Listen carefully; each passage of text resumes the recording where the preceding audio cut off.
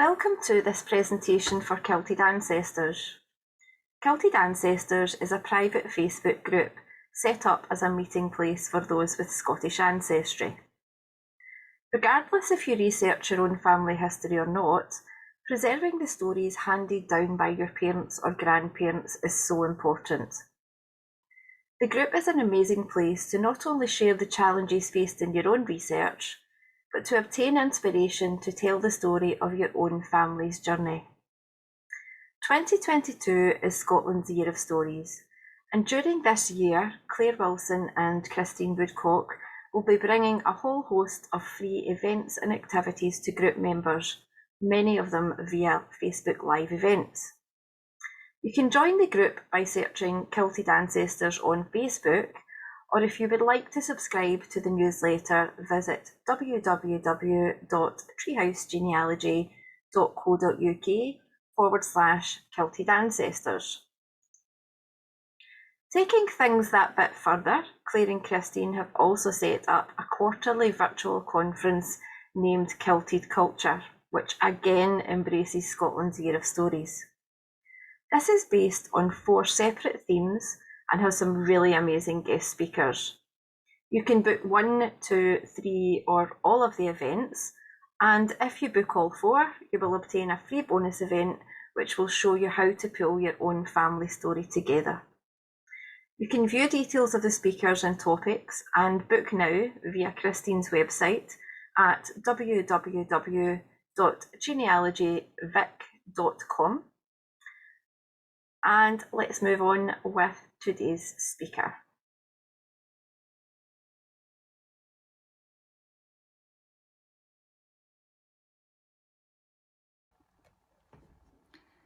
So apart from water, tea is the most consumed beverage in the world, and we've been drinking it in Scotland since the 1600s.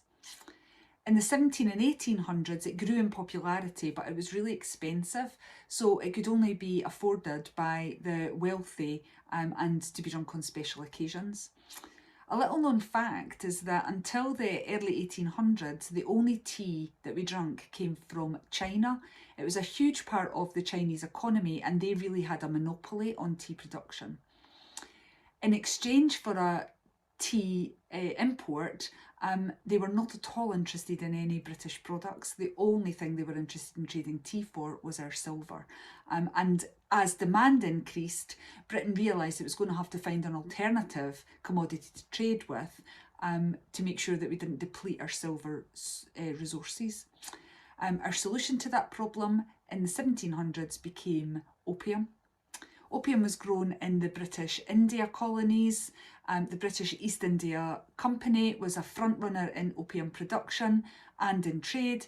And in the 1700s, we took advantage of that and an addiction problem in China and began to trade opium for tea. Seeing that growing addiction, the Chinese emperor stepped in to make trading opium illegal. So we continued to trade, but by smuggling the opium in. Eventually in 1839, the Chinese emperor seized a huge shipment of opium. That in turn led to the Opium Wars. Britain had to look for an alternative tea source, and a more permanent solution was identified to kind of release some of China's hold on the tea industry. Britain set out to grow its own tea and enter the Scots. So our first Scot is Robert Fortune. He was born in Berwickshire in 1812. He was well educated. After school he secured work as an apprentice gardener. Then he went on to work at Edinburgh's Botanical Gardens and to the Royal Horticultural Society in London. After the First Opium War in 1842, he was sent by the Royal Horticultural Society to China to gather botanical specimens. There was this sort of interest in getting into the country quickly to gain as much knowledge as they could. He was quite adventurous, he was curious, and he was a bit of a risk taker. He was quite curious about parts of China that actually the authorities were prohibiting foreigners to go. He donned a disguise and he travelled to northern China and inland China, picked up some botanical specimens and brought them back to London. And the results of that actually can still be seen today in the Chelsea Physic Gardens. He was sent back by the Royal Horticultural Society 6 years later in 1848. This time his commission was to secure tea plants, tea workers and the tea tools. So once again, disguised as his trader, complete with pigtail, and some help from some equally big risk takers amongst the Chinese people, he went back to China, secured tea seeds, and he sent them back, this not to London, but to Calcutta. Britain didn't have the proper climate for growing the tea seeds. Unfortunately, given the duration of the time it took to get the seeds even to Calcutta, the tea seeds all died. So Fortune was looking for a solution to that. The mulberry plant was actually legal to export, so he planted the tea seeds in amongst the mulberry plants, sent them to Calcutta. By the time they arrived, they had sprouted and germinated. They were subsequently transplanted into gardens. So I mentioned that at this time there was little knowledge about tea growing. Fortune also managed to smuggle out 8 Chinese tea masters from China to Calcutta. So now Britain had in India tea plants and tea skills, and that was all courtesy of Berkshire-born Robert Fortune. It was the beginning of a hugely important tea industry for India and, as I'll talk about shortly, for Ceylon or Sri Lanka. We'll come back to these tea plants, but for now, let's talk about another well-known tea region in India. Okay, so 20 years or so earlier, Edinburgh-born adventurers and military men Robert and Charles Bruce, they were in India.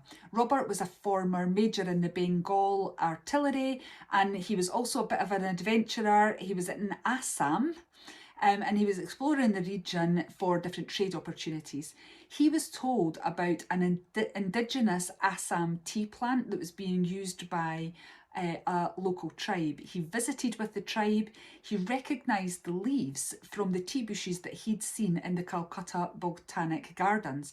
That was actually quite a major feat, because the tea plants that he was looking at, the tea leaves he was looking at, were actually high up in a tree, and what he'd seen previously were small tea bushes.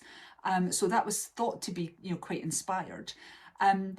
He asked about the whereabouts of these wild trees. The tribe were a bit reluctant. The story goes that they released the secret of where the plant was in return for Bruce's gun, money and some opium. He took the tea leaves and some tea seeds and he sent them for analysis in Calcutta. Sadly, he died the following year, so he never actually learned of what he'd discovered. His younger brother was Charles. He took up the cause to confirm that what actually had been found was indeed the tea plant. It took 11 years to do it, but eventually the tea committee did confirm that this indigenous Assam plant was the tea leaf. It was, as I said, a tea tree, Camellia sinensis assamica, as opposed to the Chinese bush, Camellia sinensis sinensis. Charles continued to explore jungle locations looking for the wild Assam tea plant.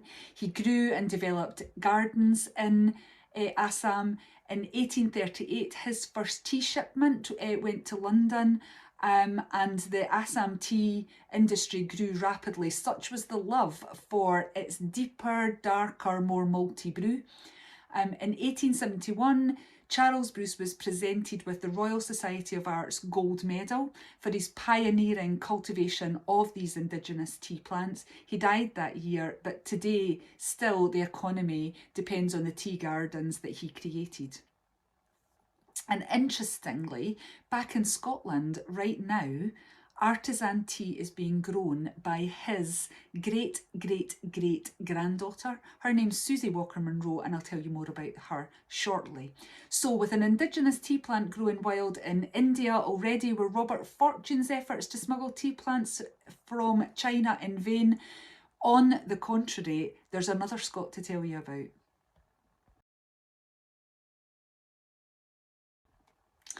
So, Archibald Campbell was born in Islay in 1805. He was baptised in Lagavulin. His father was a gentleman sub-laird responsible for collecting rent. And Archibald was well educated. He went on to study at both Glasgow and then Edinburgh universities, and he qualified in medicine. He joined the East India Company as an assistant surgeon. He worked in North India and in Nepal, and it was recognised in recognition of his skills, both his medical skills and his diplomatic skills, that led to his appointment in 1940 as superintendent at the British outpost in Darjeeling. It was to his sanatorium in the cool mountains that British soldiers were sent to recover from heat and exhaustion. He had an inquiring mind, he had wide interests, and that included the cultivation of tea, and he planted tea plants in the garden. Here, the conditions were absolutely perfect for the China tea plants, which thrived, and within a decade, other Brits followed his example and set up tea gardens all over the hillsides in Darjeeling. So much so that by 1856 there were 39 tea gardens covering more than 10,000 acres. And today Darjeeling has more than 80 tea gardens and covers more than 48,000 acres. So Scots were instrumental in establishing the tea plantations in Darjeeling and another country. So which other country? Well, in 2017, Sri Lanka, formerly known as Ceylon, celebrated 150 years since its first successful tea crop. At the centre of the commemorations was a quiet Scot called James Taylor from the village of Auchenblay in Carnarvonshire. He left for Ceylon at the age of 16, that was in 1851, and he went to work in coffee plantations in the colony. He died there 4 decades later. So James Taylor's initial work was to cultivate coffee. The bushes flourished, they did really well in the rich soil of the region, and until 1869 all was well, but then a catastrophic blight wiped out the entire crop. Estate owners had no choice but to diversify into other crops to avoid total ruin. Taylor's employers were really impressed by the quality of his work, and so they had put him in charge of the Lulikondara estate, which is near Kandy in Sri Lanka. They'd done that in the 1850s, and they'd instructed him to experiment with growing tea seeds on the 19 acres of land there. He'd had some experience of tea cultivation in North India by the time he took over at Lulikondara, because he'd been experimenting on his bungalow veranda.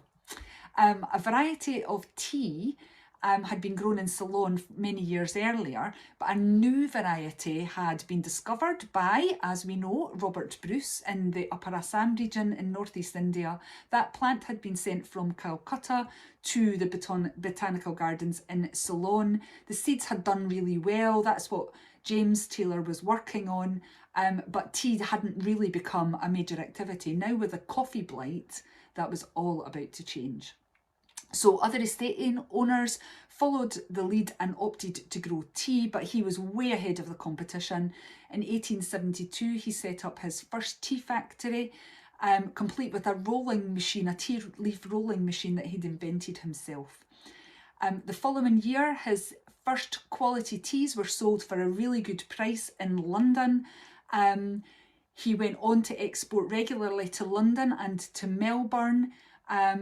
There was an auction market created in Colombo in 1883, and in 1893 an incredible 1 million packets of Ceylon tea were sold at the Chicago World's Fair. So James Taylor's dedication and determination was largely responsible for the success of the tea crop in Ceylon, and he became known as the father of Ceylon tea. When he died in 1892 at the age of 57, a small army of people carried his body to his resting place in a Kandy cemetery. So why are his achievements largely unknown about?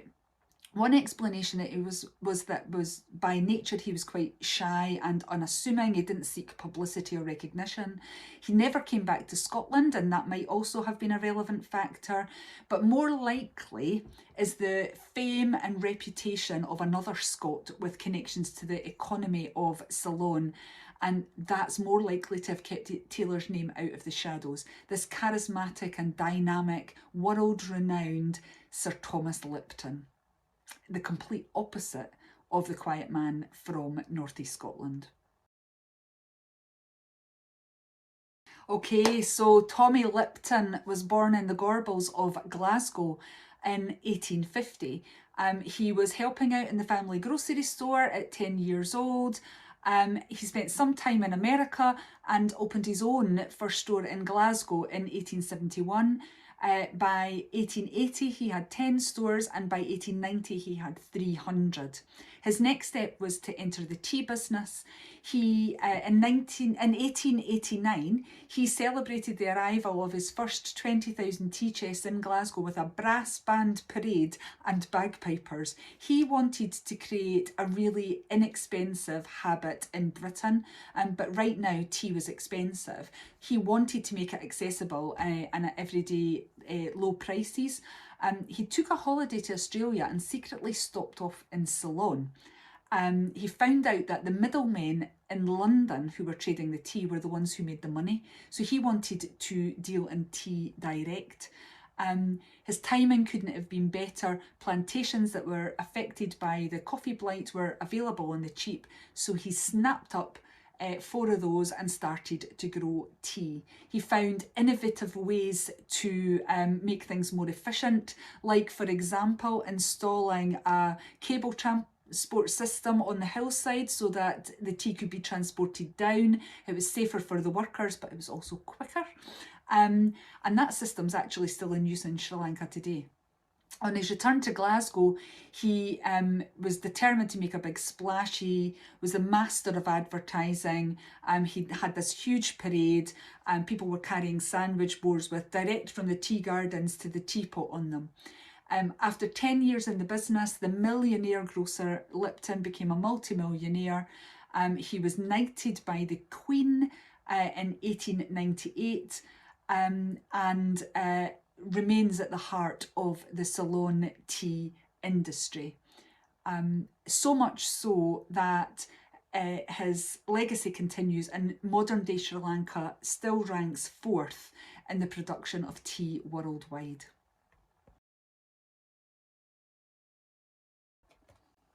And so to the modern day.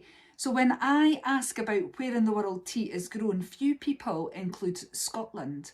But in fact they should, because it is grown here in places as diverse as Perthshire, Arran, Orkney, Mull and Fife. The great-great-great-granddaughter of Charles Bruce in Assam, Susie Walker Monroe, her tea bushes can be found on the family farm near Forfar. She produces Kinettles Gold, which is a blend of tea grown from plants that are from tea seeds from Nepal and from Georgia. She, along with another 8 female Scottish tea growers, have collaborated, and they've created a black tea blend known as 9 Ladies Dancing. It's sold in Fortnum and Mason for £2,500 a kilo. Such is the rarity and the beauty of that black tea. So there you have it. I hope you've enjoyed this insight into Scots who have helped make tea our most consumed national drink. And if you want to know more about Scotland's involvement in the tea industry, then there's a book called Putting the Tea in Britain by Les Wilson, and I highly recommend it.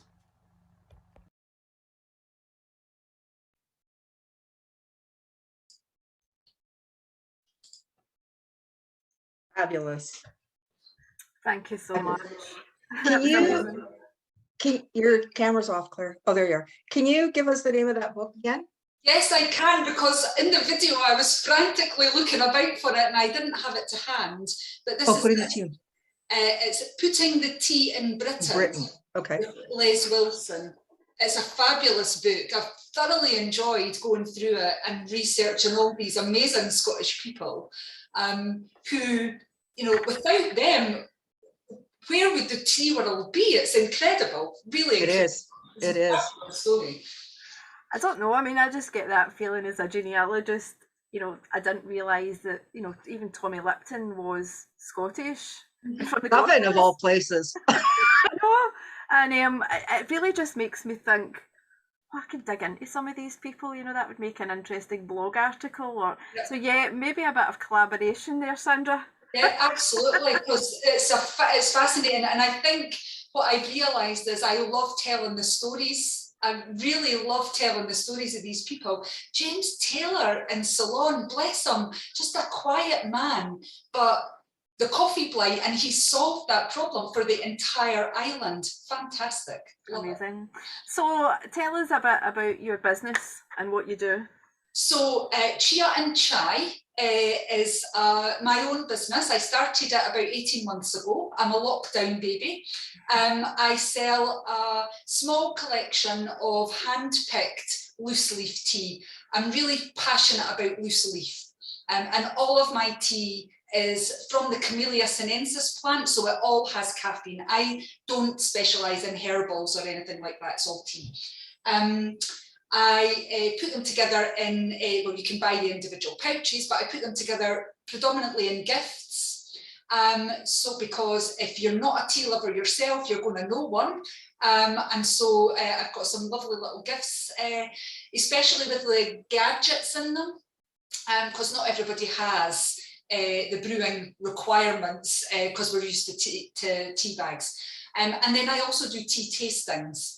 And that I love, because we get to try all these amazing different teas that all come from the same tea plant, but look and taste completely different because of what the tea farmer has actually done. What he's plucked from the bush and what he's done with that leaf makes all different kinds of tea. You get white tea, black tea, green tea, yellow tea, pu'er and oolong tea, all from the same plant. It's just quite incredible. So I love it. That's what I do.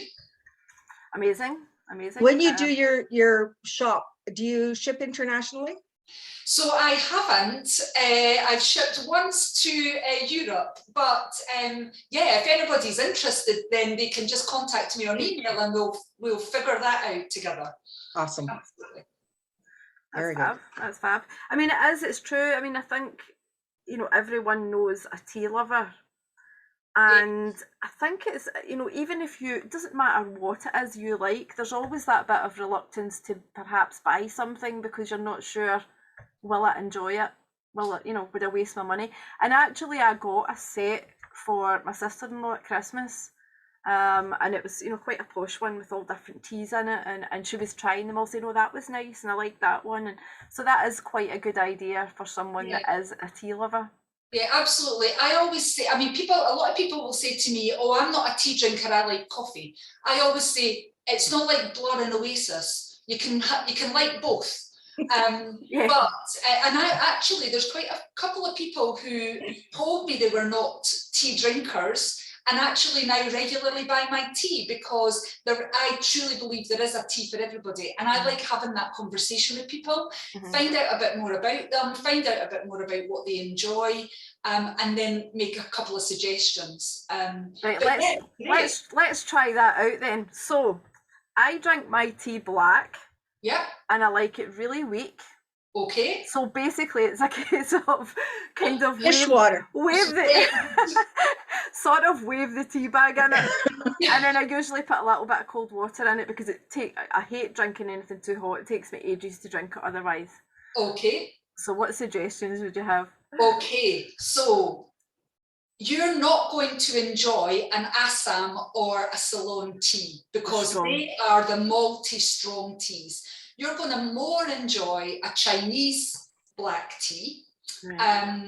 If you wanted to go to black, but actually, because you like it a bit cooler, I would suggest an oolong tea. An oolong tea is midway between a black and a green. It's a partially oxidized tea, and it's brewed at slightly reduced temperatures, depending on what type of oolong it is, but yes, slightly reduced temperatures. It tastes lovely. It's a floral smelling tea, but not necessarily a floral tasting tea. So I would suggest an oolong for you. Perfect. I'm going to get in touch and we'll get something organised then. Christine, what is your... I actually like oolong and I like Darjeeling. Okay. Yes, so you like light teas as well, lightly oxidized. I do, but you know what? I drink tea, like I keep, mine has to have the spoon stand up in it. Oh. Like I like a really thick tea. So do you have, yes, and oolong is known for its you know, the thickness of the liquor. I mean, you're not going to do it with a spoon, but it's loopy. Is it Darjeeling that you drink black or is it lighter? Black. Because so historically, tea from Darjeeling was a black tea, but over the last sort of 15, 20 years, it's developed a bit more in line with sort of worldwide consumer taste. And it's now, I mean, this is a Darjeeling here. I'll take it out this tin because it's easier to see. But this is a Darjeeling, and it's actually very lightly processed. It's not a black, you won't get black with that. You'll get quite a light yellowy green tea from that, but it won't taste like a green tea. It won't taste bitter at all. Green tea shouldn't be bitter. There's a wee secret to that, which if you come on one of my tastings, you'll find out. Oh, yeah, I like my tea well steeped. Yeah. So I'm always the one to take the last one out of the pot. see, I'm always a first pour. I know. And I'm like, yeah. And actually, my kids as well, they drink their tea. Yeah. I mean, if we go, you know, and just get like a tea with tea bags, we get 2 tea bags and we leave them in. Right. Oh, right. So I like, and I can drink it any temperature. Now, iced tea to me isn't even tea; it's a completely separate drink. I can't drink cold coffee, but I can drink cold tea. But because I like mine so thick, I have to be careful. Like I can't just get up in the morning and have it because it's too acidic. Because I take it black. Right. So I have to have something in my stomach before. But you know what? Like say at 3 o'clock in the afternoon when you've just had it, there's nothing better than a cup of tea. The first sip is like heaven. Absolutely. You can just feel yourself. It's like, yeah, and that's one of the reasons why I set up my business, because during lockdown, you know, I come from a financial services background. It's stressful work, long hours, business requirements changing all the time, really stressful. During the pandemic, I saw people that I used to work with working from home in an even more stressed situation. And I was worried about them. And I knew that if they just went down the stairs, made themselves a cup of tea, watched the tea leaves in the teapot, just a couple of minutes, it would just relax them. And they would pick up that cup of tea, go back to their desk, they'd have forgotten about that crappy email that came in or that awful phone call that they had, whatever it was, and they would get started again. And that was a big driver for me. And I talk a lot about the calming effect of tea. Absolutely. Coffee's great because it revs you up and it gets you going. But tea, it's got L-theanine in it, which is a chemical that counteracts the effect of caffeine. So you still get the benefit of the focus of caffeine by drinking tea, but it has a slower release into your system, so you don't get the jitters. And so, I mean, tea's got about half the caffeine of coffee. So if you're somebody that's looking to reduce their caffeine level, then switching occasionally to tea is quite a good option. Well, that's interesting because I can drink tea at night and go to my bed. I drink coffee at night and I'm up all night. I'm the same. I actually prefer to drink. I drink coffee more during the day, but I would prefer tea at night. I think Yeah. it's more I refreshing. have coffee till about 1 o'clock, Mm, and then in the afternoon and into the evening. yeah. And I drink hojicha in the evening, which is a Japanese roasted green tea. I've got some of that here as well. It looks like the bark that you put on your garden to stop the weeds. Oh, right.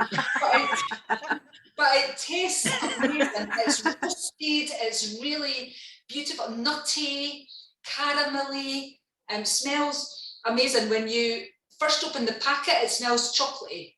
Mm. And it's lovely, and it's got really, really low levels of caffeine in it. It's got about 25% of the caffeine that you would find in an ordinary cup of tea. And the Japanese drink it all afternoon and into the evening. So if it's I will never look at garden mulch the same again. Actually, it's funny. One of the first jobs that I went into when I was doing my apprenticeship, the boss gave me this cup which had a lid on it, and it was a Chinese tea that she used to put in it, and you kept the lid on it, and you could pretty much, because it stayed so warm, you could drink this cup for hours. Yeah. And you would you just refilled it. So have you heard about a gaiwan? No. I've got one of these here I can show you. So the gaiwan is the sort of Chinese brewing vessel.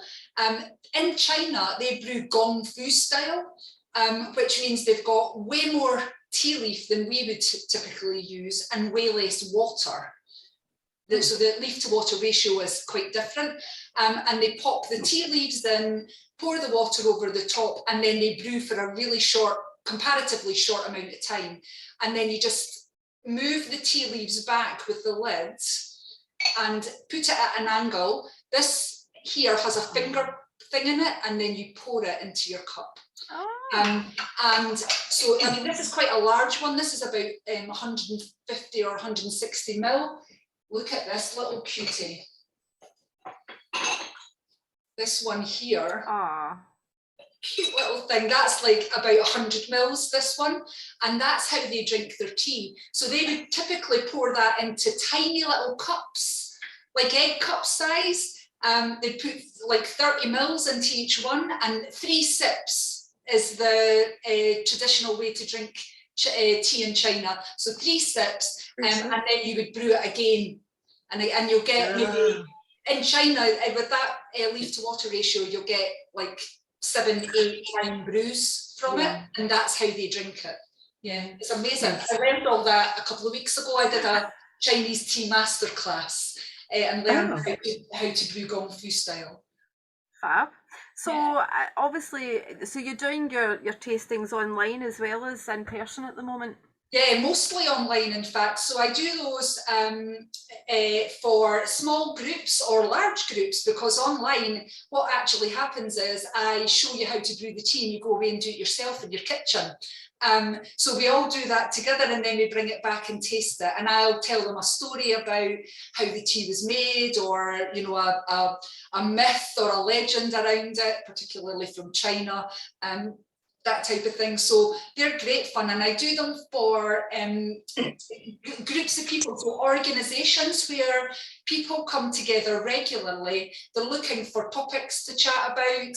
I've done quite a lot for, because again, back to the health and mindfulness and mind clearing aspects of tea, I've done quite a lot for organisations that want to talk about stress or good well-being.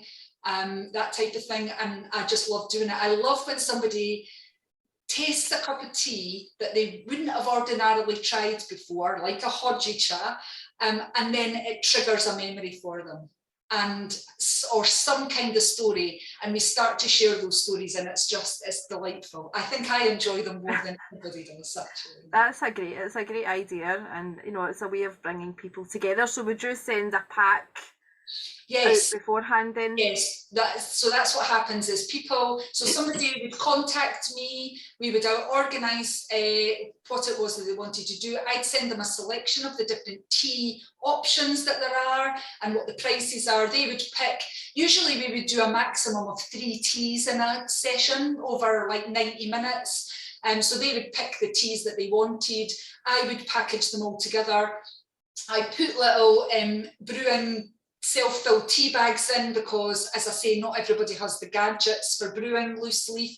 So I'll pop that in, send those all out, and then we all dial into a Zoom call and do the tasting, and it's great fun. It's fabulous. It's a great idea, isn't it? It really is. Yeah. But I mean, it is that nostalgia as well.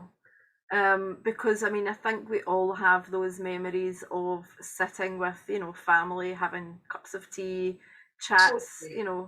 Absolutely. It was just a state. I mean, as soon as people came in, the kettle went on. That's it.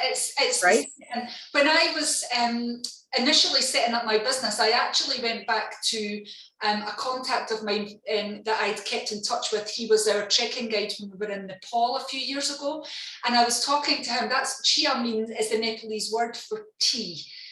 So he helped me name my business. And I was talking to him about how tea is used in Nepal, and he said exactly the same as in the UK. It's used to welcome people into your house, and everybody sits down, and you're treated to it. And that's what we do. It's the first thing we do when somebody comes in. Well, I put the kettle on, or stick the kettle on. Yeah, it's true. And I mean, we still, it's one of those traditions that we still do. That's right. When your friend comes in, cup of tea, I mean, my gran was always, as soon as you got in, Sandra, stick the kettle on, and I would have to get out her box of CoOp 99 loose leaf tea that she bought, and it was a spoonful for everybody and one for the pot. And then you filled it up and stuck it on gas mark 3. I mean, it was blowing, it's steaming away. It was absolutely disgusting. But those are like that. When I think about that and think about my gran, it's amazing. I love it. It's funny because the 99 tea from the CoOp is my memory as well, because my gran used to, she would order, it was the tea bags, but she used to order the 99 tea bags, and she got her CoOp, but they stayed in the middle of nowhere. They got they got the CoOp delivery out. She would phone up and place the order, and then get it delivered out. And there was always this box of 99 tea bags for me. And I kind of miss that. I wish they still did them actually, but it's that happy memory. So I mean, and I think when you have people round, it's always that. What do you take in your tea again? Is it 2 sugar? Is it So there is that debate of what is the proper way to take it, and we have obviously been running a poll. Yes. So I think what we'll do is we will have now. This was actually quite surprising because I thought it might swing towards people just taking milk or milk with a bit of sugar, but actually there is double the amount of people drink their tea black than there is with milk only. Yes, when I looked at the poll the other day, I was quite surprised by that statistic. I wonder if it's the international contingent. Oh, could be. Because in Britain, we are a nation of milk, definitely milk in, quite unusual in terms of the rest of the world when it comes to that. But I wonder if it's the international component of it. It could be. It's interesting. Well, I used to take milk and sugar, and then in my university student days was too poor to be able to afford either, so learned to drink it black. But I had a friend that I used to go to her house, and for 20 years, she never remembered that she was from England. She never remembered I took it black. And I can drink tea with milk and sugar in it, but it's a very different drink for me. Right? Yeah. It's just it's not tea. I don't know what it is, but it's not the same. See, I've always drank mine black, but it's just because I've never ever drank milk. I just never ever liked milk. Right. I think we're brought up as soon as we all drink tea when we're young, and we're given it with milk by default, and so actually I think it's a habit. But the thing I do when I'm doing a tasting is I always encourage people to try it without first, because you're paying for the flavour in the loose leaf, so let's try the flavour. But by all means, add milk and add sugar to whatever you like. There are some that I would recommend that you didn't, but tea is a very individual thing, and so you should have it how you want to have it. And if that means adding milk and sugar, then you go ahead. Yeah.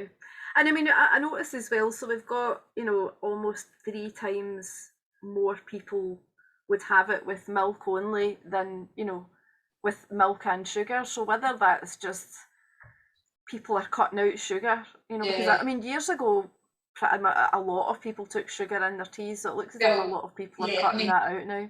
Yeah, any tradesman that comes to your house is going to be milking 2 sugar, isn't he?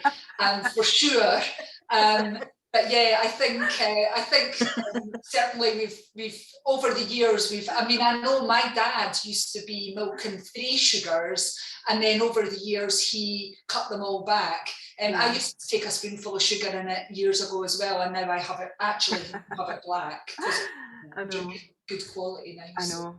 And then we did say when you were answering the poll that we wouldn't judge, and we did give you the option of adding the extra votes. And I must comment that my cousin added an extra field which said poured down the sink and replaced with coffee. I saw that, and it got quite a lot of votes. And it got 9 people that voted, so there's 9 people that actually prefer coffee over tea. That's okay, that's fine, but probably again the international influence. I know. Yeah, right. We're not going to judge you. Yes, Scottish. What do people have with their tea, Claire? So yeah, moving on to that. I mean, the highest one was actually biscuits or cookies, and then about, you know, so that was the highest one, and then we had after that was scones or pancakes, and then we had cake and shortbreads not too far after that as well, and pastries at the kind of lower end. All the sweet stuff. Yeah. And then Christine actually put all of the above, but not always at the same time. So she likes everything sweet. Everything. My aunt always serves hers with like penguin bars and tonics and like all that kind of, which is a bit, I guess, I don't know, it's too sweet for me. I like those things, but not with tea. Yeah, I mean, last year on National Tea Day, they did a survey and got people to vote on their favourite biscuits with different types of tea, and the winner ended up being, I think it was an English breakfast, and it was with milk and a shortbread biscuit. That was the winner. And they came up with suggestions of what biscuit to pair with different types of tea as well. So if you're a green tea fan, then apparently a chocolate bourbon works well.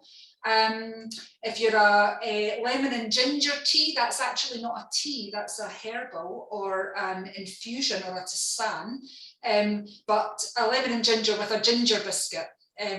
So yeah, lots of different suggestions on the National Tea Day website if people want to have a look at that. Oh, awesome. Okay, I'll look for that and we can add that into the chat as well. National Tea Day? National Tea Day, they've got a website, yeah, I can pop you the link. You can pop it maybe just even in next to the video, Sandra, that would be great. So yeah, it's been interesting. Very educational. Yeah, I mean, one of the comments that Christine and I always get, you know, when we do webinars together, people always message us and say, thank you so much. It's almost like sitting round, you know, the kitchen table with both of you chatting. So when we had the option of doing this as a webinar, we thought, yeah, we've got to do it because it just fits so well. It's our signature brand now. It is. Here you are in my kitchen. Exactly. I know, I've got an extra member today. So Sandra, thank you so much. You're very welcome. Thank you so much for sharing that with us. And yeah, I'm actually quite excited about finding out that, you know, all these guys were Scots, and yeah, maybe a bit of research in there somewhere, so absolutely. You never know. Yeah. So thank you so much, and we will see everyone next time. Take care. Thank you. Bye. Bye.